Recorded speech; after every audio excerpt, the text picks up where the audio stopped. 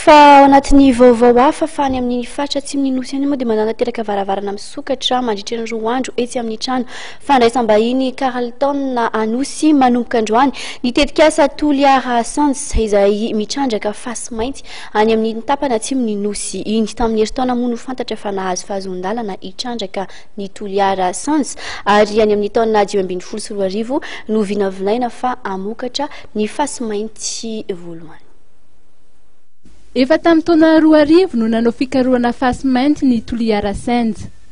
Nisy ny fangatana fahazon-dalana hitrandraka izay nataony ary nahazo izany fahazon-dalana izany izy ny taona 2022 araky ny fantatra. Raha ny fiantraikan'ny asa fitrandrana no resahana dia misy ohatra ny fanesorana ny aly mba ahafahana mitrandraka ny fasy mainty. Na dia zahana averina amin'lohany azy izany ala izany araky ny andrana na ny essai de réhabilitation izay natao dia tsy tafaverina zato isan-jato izany.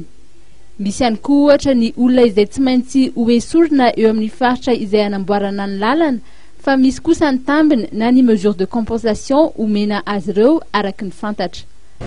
Ankehitriny zay zao manomana amin'izay dia hitrandraka dia eo amin'izay zavatra betsaka ny mbola fahazon-dalana tsy maintsy mbola alainay fahazon-dalana ara-environnemental ara-tontolo iainana zany sy ara-tsosialy.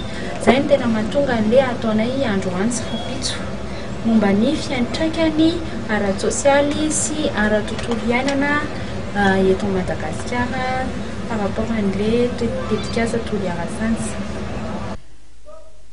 Tsy ny fiantraikany ratsy ihany no misy fa maro ihany koa ireo tombony azo eo amin'ny fampandrosoana ny faritra sy ny firenena raha tsy laza fa tsy ny famoronana asa, ny tamberobidy izay ampidiriny, ny fanatsarana ny fodo-drafitr'asa sy ny maro hafa koa.